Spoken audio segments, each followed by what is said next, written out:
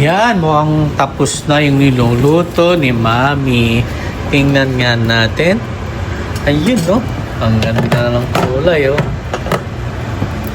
Nice, oh.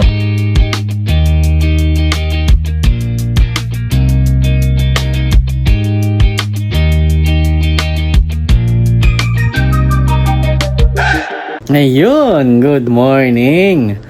Nandito ako ngayon sa sa kwarto namin dito sa malaking kwarto. Ayan, nakikita niyo naman. Ayan. Kasi 'di ba, tatlo yung room namin. Ito yung pinakamalaki. Ito yung may ensuite na washroom. So, balak namin dito na lumipat para magamit naman namin kasi sayang kasi hindi namin nagagamit eh. So, plan ko, ako na mag-aayos. Aayos ko. Panoorin nyo na lang kung paano ko ayusin. So, tingnan natin. Tingin ko kakayanin naman. Haps.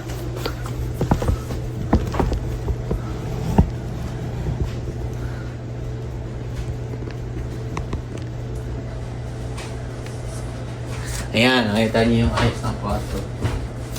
Oopsie.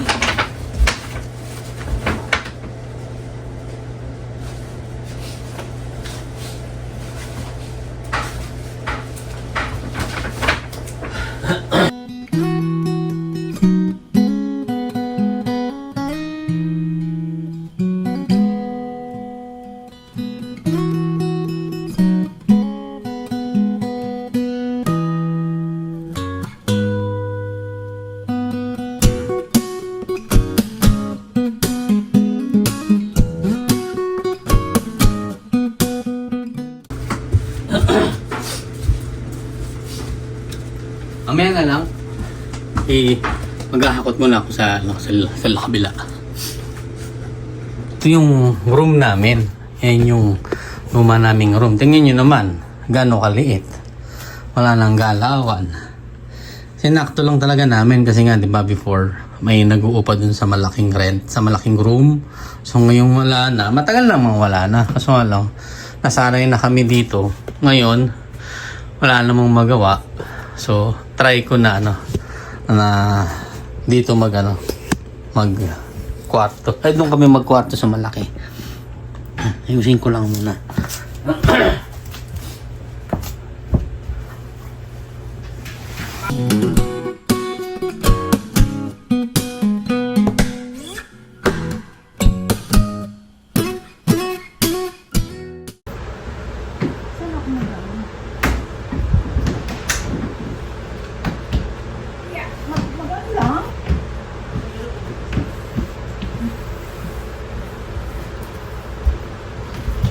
Pwede na rin po siguro.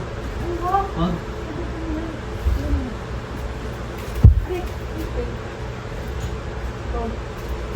Yan, nasantal mo lang sa kanan. Dito.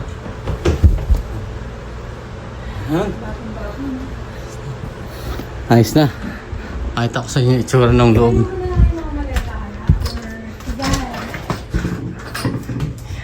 Yan yung ilalim. Puro box.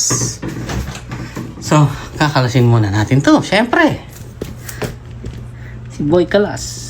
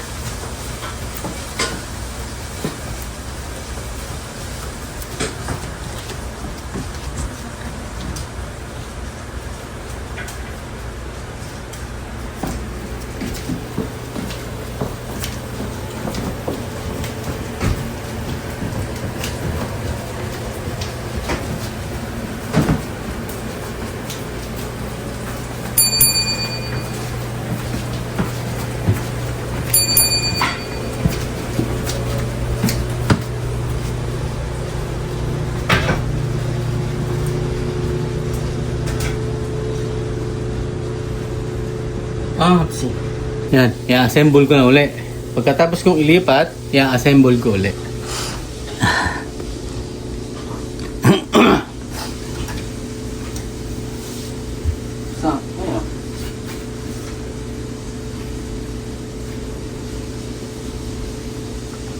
Nakahadang.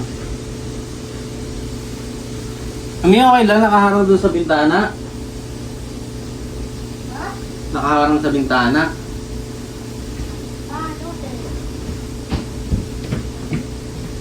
Nakaharang? Konti lang naman. Oh, yan. Okay lang yan? Konti lang naman yan. Okay. Huwag mo isagad. O isasagad mo na. Sasagad.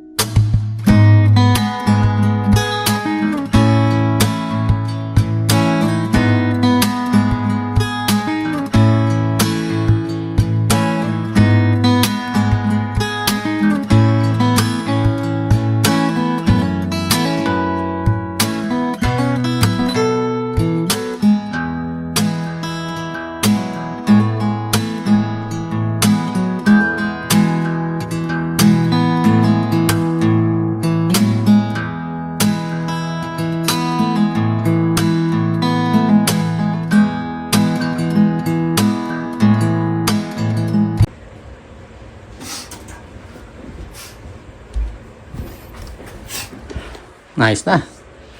Yung bed frame, ano na lang, mattress. Na, may mattress na oh.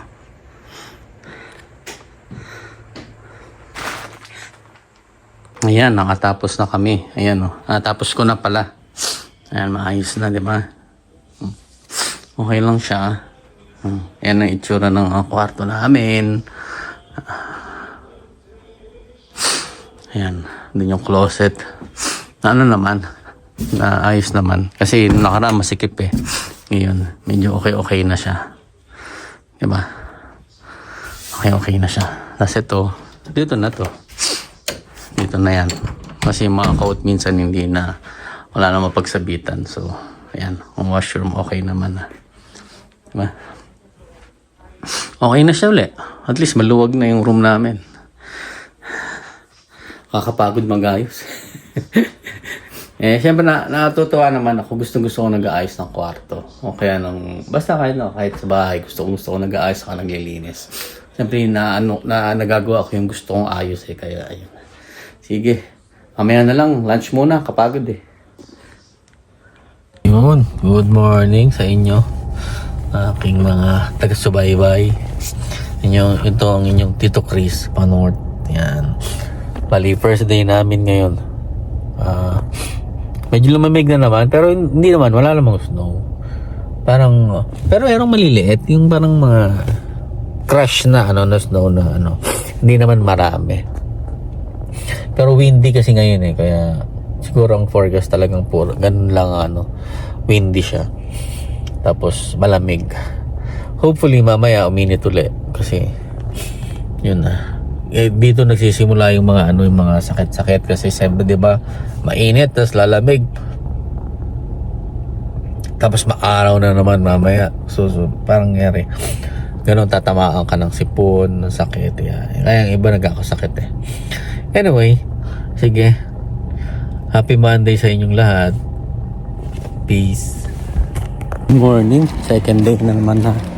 Second day ng trabaho pero medyo may snow. Kagabi siguro to. May mga snow na naman yung kalsada. Pero hindi naman na siya ganun kaano. Tapos ngayon, medyo malamig na naman, -3. Feels like ito medyo mataas kasi hindi ko nakita eh. Hindi naman siya mahangin pero yun nga parang may mga anggi-anggi ng ulan. Pero sa tingin ko hindi naman siya magtutuloy. Hopefully. Ayan. Pasok na mamaya ulit. Ayun, kamusta? Long time no see. Ito na naman tayo. Last weekend namin, last day. Last day namin sa work. Tapos magandang weather. Wala na, hindi na nag-snow. Tapos na.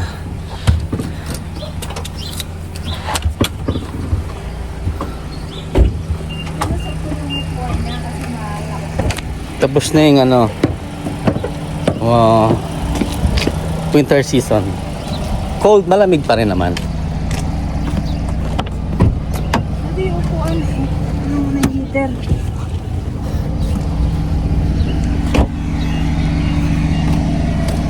Yan, marami nang naglilinis ng ng damo. Yung may sasakyan. Sasakyan ko okay naman. Yung yung binili kong wiper na na eh. Baga mumurahin talaga, nasisira agad. Kasi sa yan sa yelo. Yung natamaan ito. Parang nag-loose siya ang gitna. So hindi na siya nakadikit. So okay pa naman, pwede pa. Mura lang kasi yan eh, kaya pagtitipid, kaya ganun lang nangyari. Okay, wait lang tayo. Hello. Good morning. Ito ang inyong Tito Chris. Nagulat. Panot pa rin. Happy Friday. Siyempre, pag Friday, it's vacation day. Start ng bakasyon namin. Parang dito kasi yung 3 days, parang bakasyon na dito eh. Ayan, nakikita nyo naman yung bahay namin. The usual. Diba? Ang maaga kami gumising, 7. Himala nga eh. May ginagawa si Mami, papakita ko sa inyo. Yes, Mami, ano ba yung ginagawa natin? Ano yung ginagawa natin? Bilo-bilo. Bilo-bilo. Ayan nagbilog na si Mami. Bilo-bilo. Tapos ano yun? Kamote? Kamote. Tapos Langka. Saging. Tapos may sago. Yung purple yam mo. ito na. Inuna ko siya kasi matigas. Ayan na, may purple yam. Ayun the best. Yan ang parang usually sa Pilipinas ba, ano ba ang kailan tuwing anong araw ba ginagawa yung ganitong merienda? Tatanghali naman. Not necessarily English yun Not necessarily na na araw o anong araw, basta maisipan ng mga nakakatanda sa atin na magluto ng merienda at anong araw. Pero usually weekend, usually weekend. Ayan, bilo-bilo. Yan. Maaraw na. Maganda. Pakita ko sa inyo. Maganda na ang araw dito. Ayan, kita nyo naman yan. Kitang-kita nyo naman. Super bright. Super bright na siya. Ayan, kita nyo naman. I love. Ayan, kita nyo. Kita nyo na ako, di ba? Ayan. Super bright na siya. Maganda na. Konti na lang. Mga 2 weeks na lang. Maaraw na yan. Yan. So, mamaya na lang uli. Kasi nag-e-edit ako eh. Kaya, sige. Mamaya na lang. Poop. Yan. Mukhang tapos na yung niluluto ni Mami. Tingnan nga natin. Ayun, ang ganda ng kulay, Ay, so ito na yung bilo-bilo. Dito na yung langka. Sa Himalay, may langka, Ano niyan lang? Ano yan? Sangkap niyan? Saging. Ano yung orange na yan? Kamote. Kamote, tapos may purple na kamote rin. Ayun, sarap. Ito yung mga magandang merienda. Sa Pilipinas kasi kahit mainit na mainit, masarap tong merienda eh. Tapos may sabi. Bilo-bilo. Ginataan ng bilo-bilo, di ba? Usually nabibili to sa sa mga palengke-palengke kasi talagang ito yung panalong merienda. Ayos. Sige, mamaya na lang uli. Tingnan natin kung anong lasa. Sigurado masarap to si Mami nagluto. Okay? Na ang bilo-bilo. Tikman ko naman. Okay naman siya. Masarap kasi pag may purple yam. Tapos may langka. May saging.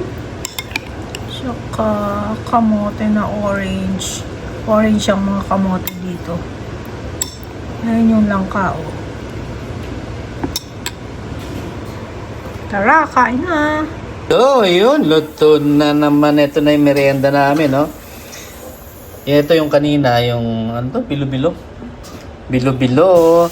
And spaghetti. Yan, nagdagdag si mami. Diba? Merienda. Filipino style. Ayos, sige. Kain muna kami. Kamusta? Ito ang inyong Tito Chris. Pad North. Okay. Ano ba ngayon? Sabado. Lumabas kami dito lang sa sa may ESO. May ano lang bibili kami. Tapos bala ko sanang magpagas. Tapos yung co-op magkano? 177 sa ESO 189. Grabe ang mahal. Batang kano. May customer eh. Ay, matangkad. Oo. Hindi, yung maliit. Meron pa isa. Iba. Isa Ano lang tayo? ito. $2. You're a winner. Tayo sa ESO. Ang mahal, grabe, 189 dito. Depende yata minsan kung nakalagay mismo dito sa ano nila. Ay, naging matangkad Yan pala siya. Oo. Wala akong meron yung sasakyan.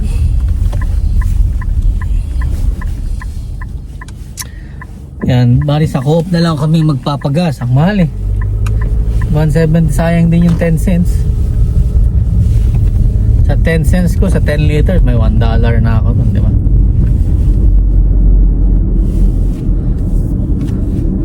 Kaya malaking bagay yun. Kaya dito lang tayo, 177.